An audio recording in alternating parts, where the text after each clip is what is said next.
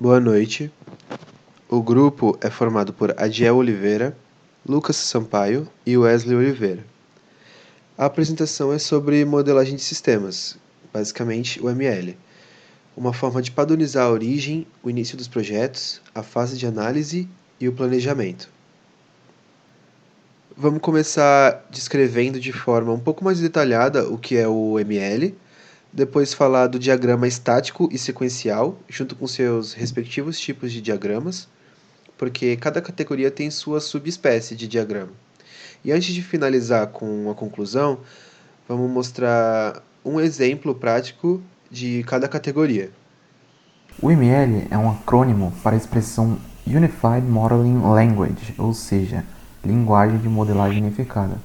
Pela definição de seu nome, vemos que a UML é uma linguagem que define uma série de artefatos que nos ajuda na tarefa de modelar e documentar os sistemas orientados a objetos que desenvolvemos.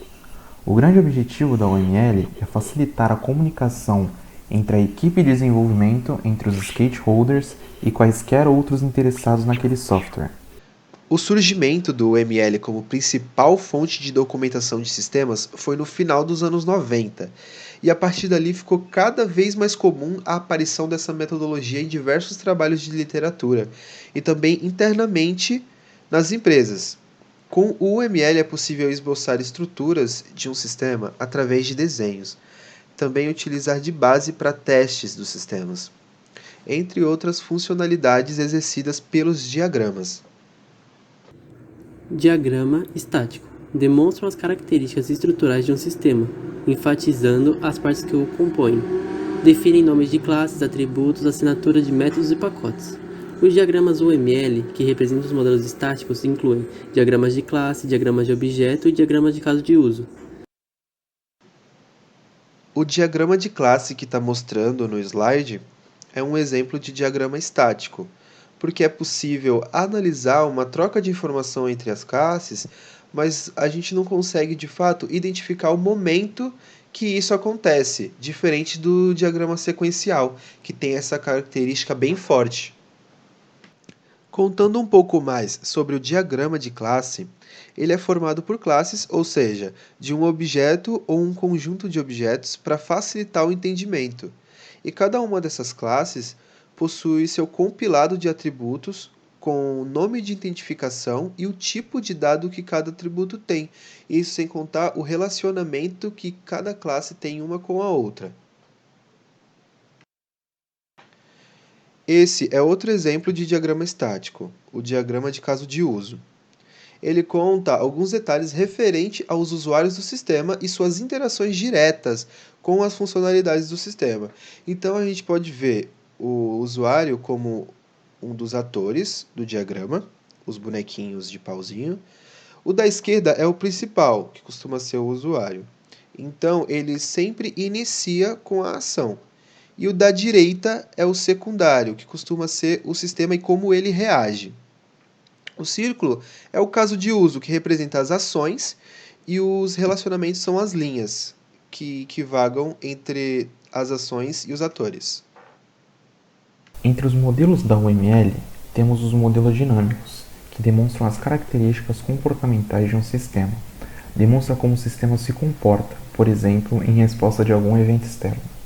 Modelos dinâmicos identificam os objetos necessários para construir o sistema e como eles se comunicam, através de seus métodos e mensagens.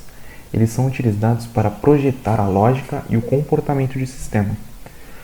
Os diagramas UML que representam modelos dinâmicos incluem diagramas de sequência, diagramas de comunicação, diagramas de estado e diagramas de atividade. Esse tipo de diagrama mostra o fluxo de atividades ou algum processo e também indica a dependência entre as atividades. Cada uma das regiões são associadas a algum objeto. Nesse aqui temos o cliente, o vendedor e o fornecedor. E as flechas mostram as dependências e o andamento do sistema. Então, a esfera preta indica o início e depois o cliente faz o pedido, seguido do vendedor, que recebe o pedido e depois ele registra no sistema. No diagrama de sequência, que é um exemplo de diagrama dinâmico, podemos identificar um ator, que é o usuário, e as diversas classes, objetos presentes no sistema, todos eles com uma linha do tempo, onde retângulos aparecem sempre que aquela funcionalidade estiver ativa. Por exemplo, a linha do usuário está sempre ativa até o fim do uso do sistema. Agora, o lote piloto varia porque ele espera ser requisitado.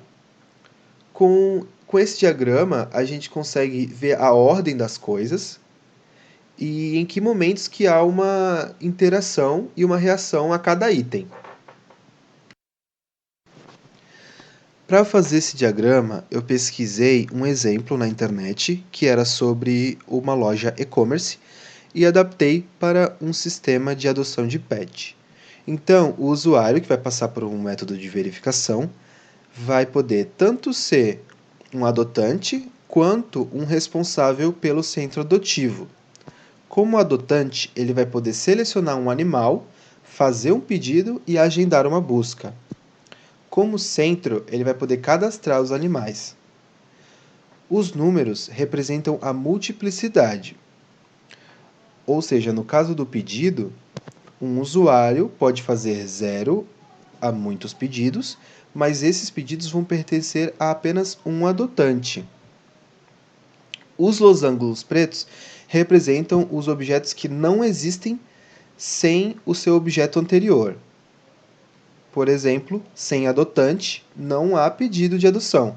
E também tem a herança, que eu exemplifiquei com o objeto gato e cachorro, porque eles herdam todos os atributos e métodos da classe animal, mas eles também possuem os atributos particulares não compartilhados, que são a raça de cachorro e raça de gato. No exemplo de classe sequencial, eu fiz uma versão do sistema de adoção de pet. E como foi explicado anteriormente, existem as linhas do tempo e os retângulos representam os processos ativos. No caso, o ator vai logar, na página principal vai para uma seleção de animal e depois vai ser criada a seção do pedido. Este que vai ser registrado no perfil até que a avaliação retorne para ele com o agendamento da visita.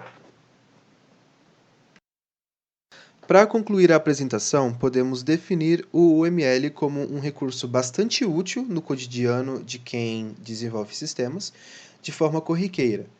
É um artifício de comunicação entre os membros de uma equipe que visam auxiliar a fase de planejamento e no decorrer do desenvolvimento também.